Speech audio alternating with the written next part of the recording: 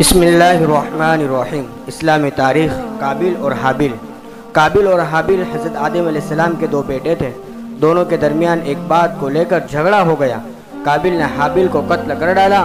زمین پر یہ پہلی موت تھی اور اس بارے میں ابھی تک آدم علیہ السلام کی شریعت میں کوئی حکم نہیں ملا تھا، اس لیے قابل پریشان تھا کہ بھائی کی لاش کو کیا کیا جائے۔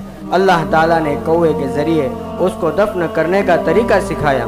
یہ دیکھ کر قابل کہنے لگا، ہائے افسوس، کیا میں ایسا گیا گزرا ہو گیا کہ اس کوے جیسا بھی نہ بن سکا۔ پھر اس نے اپنے بھائی کو دفن کر دیا۔ یہیں سے دفن کرنے کا طریقہ چلا آ رہا ہے۔ حضور صلی اللہ علیہ وسلم نے قابل کے متعلق فرمایا، دنیا میں جب بھی کوئی شخص ظالماً قتل کیا جاتا ہے تو اس کا گناہ حضرت آدم علیہ السلام کے بیٹے قابل کو ضرور ملتا ہے، اس لیے کہ وہ پہلا شخص ہے جس نے ظالمانہ قتل کی ابتدا کی اور یہ ناپاک طریقہ جاری کیا۔ کتاب مسند احمد 3623 میں ہے۔ اس لیے انسان کو اپنی زندگی میں کسی گناہ کی ایجاد یعنی شروعات نہیں کرنی چاہیے تاکہ بعد میں اس گناہ کے کرنے والوں کا وبال اس کے سر نہ آئے۔ اللہ کی قدرت۔ سورج اللہ تعالیٰ کی بنائی ہوئی ایک زبردست مخلوق ہے۔ اس سے ہمیں روشنی اور گرمی حاصل ہوتی ہے۔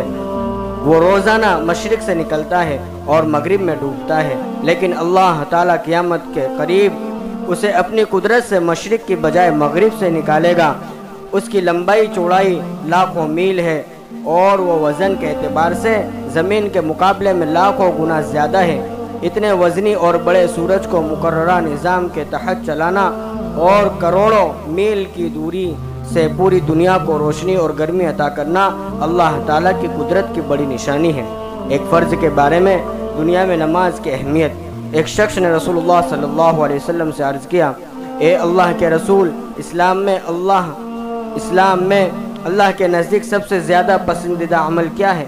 آپ صلی اللہ علیہ وسلم نے فرمایا، نماز کو اس کے وقت پر ادا کرنا، اور جو شخص نماز کو جان بوجھ کر چھوڑ دے اس کا کوئی دین نہیں، اور نماز دین کا ستون ہے۔ بحقق فی شعب الایمان 2683 پر ہے، اور اس حدیث کے مروی عن عمر رضی اللہ تعالی عنہ ہے۔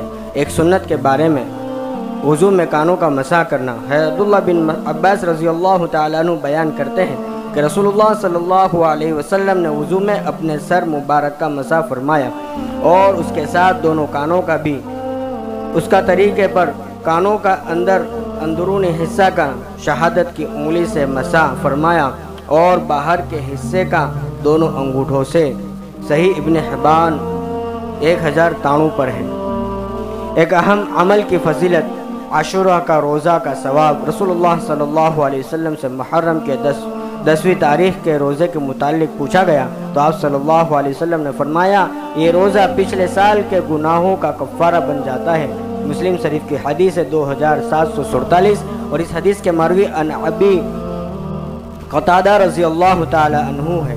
ایک گناہ کے بارے میں بلا ضرورت مانگنے کا وبال۔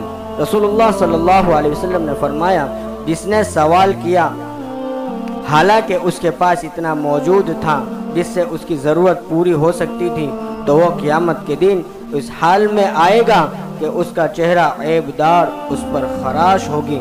ابو داؤد کی حدیث ہے 1626، اور اس حدیث کے مروی عن ابی مسعود رضی اللہ تعالی عنہ۔ دنیا کے بارے میں حضور صلی اللہ علیہ وسلم کے گھر والوں کا صبر۔ حضرت ابن عباس رضی اللہ تعالیٰ عنہ بیان کرتے ہیں کہ رسول اللہ صلی اللہ علیہ وسلم اور آپ صلی اللہ علیہ وسلم کے گھر والے بہت سی رات بھوکے رہتے تھے۔ ان کے پاس رات کا کھانا نہیں ہوتا تھا، جبکہ ان کا کھانا عام طور سے جو کی روٹی ہوتی تھی۔ ترمذی کی حدیث ہے 2360۔ آخرت کے بارے میں پرہیزگار لوگوں کے لیے خوشخبری۔ قرآن میں اللہ تعالیٰ فرماتا ہے، بے شک پرہیزگار لوگ جنت کے باغوں اور چشموں میں ہوں گے۔ ان کو کہا جائے گا کہ تم ان باغوں میں امن و سلامتی کے ساتھ داخل ہو جاؤ، اور ہم ان کے دلوں کی آپسی رنجشوں کو اس طرح دور کر دیں گے کہ وہ بھائی بھائی بن کر رہیں گے، اور وہ تختوں پر آمنے سامنے بیٹھا کریں گے۔ سورہ حجر کے اندر ہے آیت نمبر 47 سے 45۔ طب نبوی سے علاج، دبلے پن کا علاج۔ حضرت عائشہ رضی اللہ تعالیٰ عنہ فرماتی ہے کہ جب میرے والد نے مجھے رسول اللہ صلی اللہ علیہ وسلم کے پاس رخصت کرنے کا ارادہ کیا تو میرے دبلے پن کا علاج کرنے لگے، مگر کوئی علاج کارگر نہ ہوا، یعنی کوئی علاج کامیاب نہیں ہوا۔